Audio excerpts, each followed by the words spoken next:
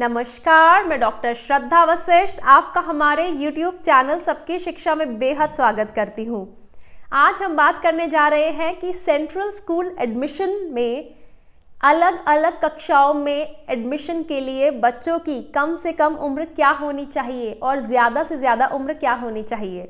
लेकिन उससे पहले हम आप सभी से निवेदन करना चाहेंगे कि हमारे हौसले को बढ़ाने के लिए हमारी इस वीडियो को लाइक ज़रूर करिएगा और हमारे YouTube चैनल सबकी शिक्षा को ज़रूर सब्सक्राइब करिएगा। तो चलिए अब हम बात करें अलग अलग कक्षाओं में दाखिले के लिए सेंट्रल स्कूल में बच्चों की कम से कम उम्र क्या होनी चाहिए और उम्र की अधिकतम सीमा क्या है। तो सबसे पहले हम बात करेंगे फर्स्ट क्लास की यानी पहली कक्षा की। पहली कक्षा में कम से कम उम्र 5 वर्ष होनी चाहिए और अधिकतम उम्र की सीमा है 7 वर्ष।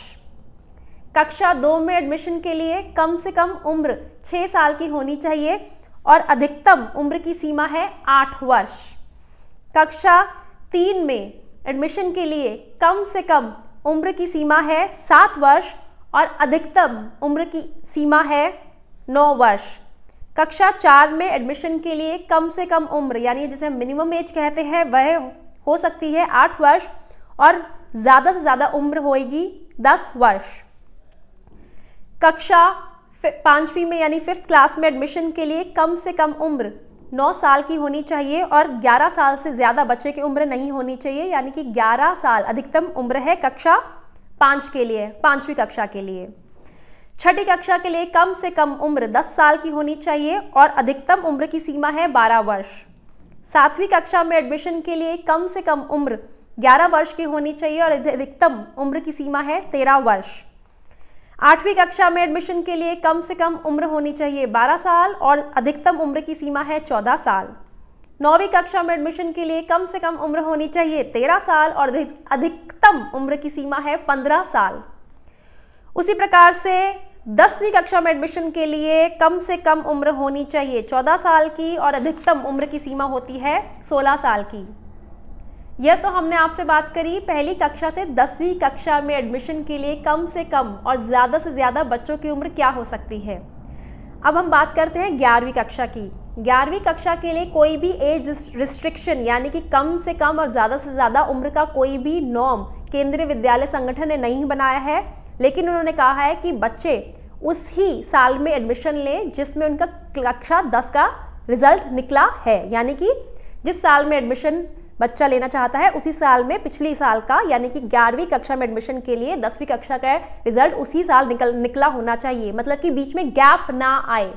उसी प्रकार से 12वीं कक्षा के लिए भी सेम ही बिल्कुल सिमिलर नियम बनाया गया है कि 12वीं कक्षा में एडमिशन के लिए उसी साल में एडमिशन आप लें जिस साल में कक्षा 11 का रिजल्ट डिक्लेयर किया गया है। हम आपको बताना चाहेंगे क्योंकि अभी 2019 से 2020 की कोई भी नोटिफिकेशन केंद्रीय विद्यालय संगठन ने जारी नहीं की है, इसीलिए हमने आपको जो भी अभी उम्र का हिसाब बताया है कि कक्षा 1 से कक्षा 12वीं तक का कैसा उम्र का हिसाब हम कैलकुलेट करते हैं, वे पिछले साल की नोटिफिकेशन यानी कि जो भी करंट एकेडमिक ईयर चल रहा है 2018-2019 की एकेडमिक ईयर की नोटिफिकेशन की बेसिस पर हमने आपको बताया है। और साथ ही हम आपको एक तरीका भी बताएंगे जिससे आप बच्चे की उम्र की कैलकुलेशन कर सकते हैं, बच्चे की उम्र निकाल सकते हैं। हम जिस साल में एडमिशन लेने की बात करते हैं, जैसे कि अभी हम 1 अप्रैल 2019 में एडमिशन की बात कर रहे हैं, तो बच्चे की उम्र एक दिन पहले यानी 31 मार्च 2019 की तिथि पर आधारित रख के बच्चे की एज निकालें। अब हम उम्मीद करते हैं आपको ये सारे पॉइंट समझ आ गए होंगे। पहली कक्षा से कक्षा 10 तक की उम्र, 11वीं और 12वीं कक्षा के लिए हमने आपको बताया है कि उसी साल का उस कक्षा से पहले जो उनकी कक्षाएं होंगी यानी कि 11वीं में एडमिशन लेने के लिए 10वीं का रिजल्ट और 12वीं में एडमिशन लेने के लिए 11वीं का रिजल्ट उसी साल निकलना होना चाहिए। अभी इस साल की नोटिफिकेशन नहीं आई है, इसलिए हमने अब जो भी आपको एज का हिसाब बताया है, एज की कैलकुलेशन बताई है, वह हमने पिछले साल की नोटिफिकेशन के बारे के ऊपर आधारित रखते हुए दी है और साथ ही 31 मार्च को ध्यान में रखते हुए बच्चे की एज कैलकुलेट करिए। तो उम्मीद करते हैं आपको हमारा वीडियो अच्छा लगा होगा। तो अगली बार फिर मिलते हैं और जानते हैं सेंट्रल स्कूल एडमिशन के बारे में और बातें। तब तक मुझे डॉक्टर श्रद्धा वशिष्ठ को इजाजत दीजिए। नमस्कार।